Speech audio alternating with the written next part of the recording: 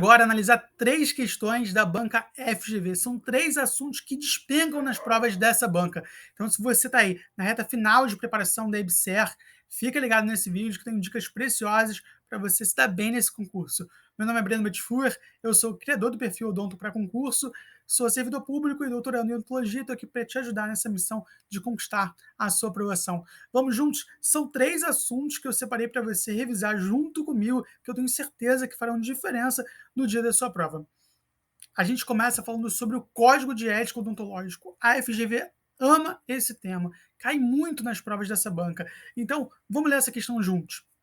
Assinale a alternativa que, baseado no Código de Ética Odontológica, constitui um dever fundamental. Deixa eu pegar aqui a nossa caneta para fazer essa marcação. Ele quer saber, então, um dever fundamental. A banca pediu para a gente um dever fundamental do profissional inscrito no CFO e cuja violação caracteriza em infração ética. Pausa esse vídeo e tenta fazer sozinho. E aí, conseguiu? Vamos nessa então. Vamos ler as opções. Diagnosticar, planejar e executar tratamentos com liberdade de convicção nos limites de suas atribuições. É um dever odontológico? Recusar qualquer disposição regimental de instituição pública ou privada que limite a escolha dos meios a serem postos em prática para o estabelecimento do diagnóstico. Letra C. Resguardar o sigilo profissional. E letra D. Recusar-se a executar atividades que não sejam de sua competência legal. E aí, qual é o gabarito? Gabarito, letra C. Resguardar o sigilo profissional. Ele é, nesse caso, o único que se enquadra como um dever fundamental. Os outros, bem escritos, inclusive, são direitos fundamentais. Direitos fundamentais que estão também lá no Código de Ética. Tudo isso está no Código de Ética. A diferença aqui é que ele misturou deveres e direitos fundamentais. Direitos fundamentais são aquilo que te protege como profissional da odontologia, são benefícios para você, né? São coisas optativas. Por exemplo, você pode se recusar a fazer qualquer atividade que você não seja competente legalmente para isso. Se você está aí trabalhando com ortodontia e chegou um paciente e você pedindo para você fazer um tratamento ortodôntico, você não é obrigado, você não se sente confortável, você acredita que não tem competência legal para aquele assunto, para aquela atividade, você não é obrigado a fazer isso. Mas resguardar o sigilo profissional, você é obrigado sim, é um dever, e se você não fizer isso, estará cometendo uma infração ética e poderá ser punido pelo conselho. Direitos e deveres fundamentais, está lá no Código de Ética. Código de Ética é a primeira dica matadora para você mandar bem na FGV. Muitas provas da banca cobram esse assunto. Vamos para um próximo assunto? Eu tenho certeza que também pode aparecer na sua prova, que é a classificação ASA. Se lembra daquela classificação de avaliação de risco, a avaliação do estado físico do paciente, uma avaliação pré-operatória? A classificação ASA tem 6 categorias. Vai do 1 ao 6. E aqui pediu para relacionar a condição médica à respectiva classificação. Vamos ver o que ele trouxe para a gente. Diabetes tipo 1 controlada, hipertensão arterial controlada com uso de medicação, infarto agudo recente do miocárdio com pressão arterial maior do que 200 por 100 milímetros de mercúrio e morte cerebral. E aí, você sabe correlacionar? Vou te dar um tempo para pensar. Conseguiu fazer? Aqui tem aquela pegadinha, né? Eu acho que essa aqui é a pegadinha maior, ó. Diabetes tipo 1 controlada. Vamos revisar rapidamente as 6 categorias? Categoria ASA 1, é aquele paciente sistemicamente saudável. ASA 2, doença sistêmica moderada.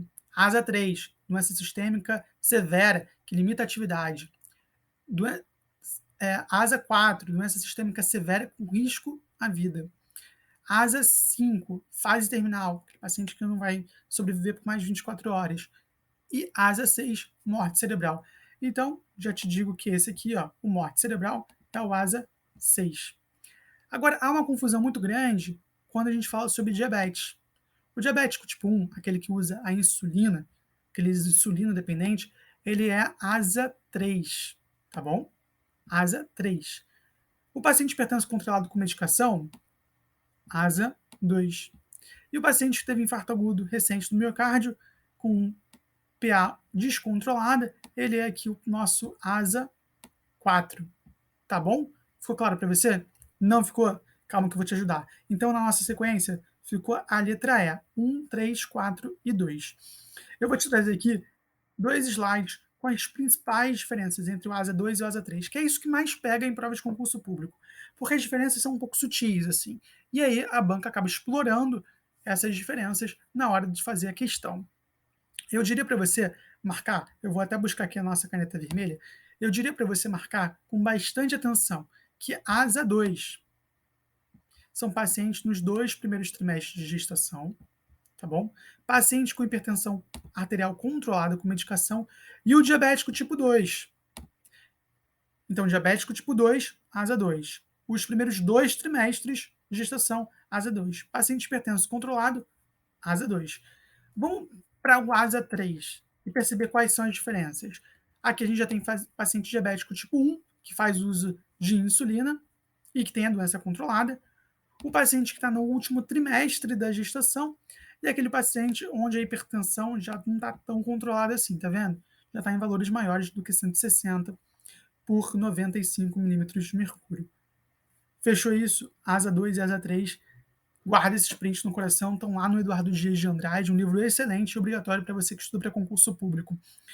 Então, segunda dica, classificação ASA. A primeira dica foi código de ética odontológico. E vamos para a nossa última dica.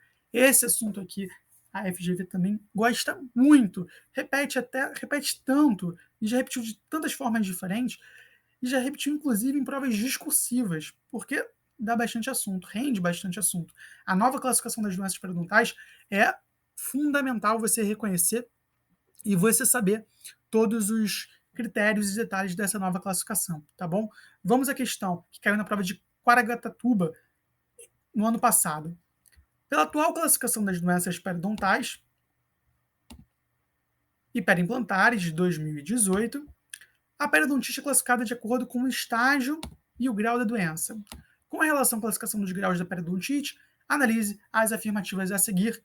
Tempo para você pensar, dá um pause aí, tenta fazer sozinho e a gente segue na sequência.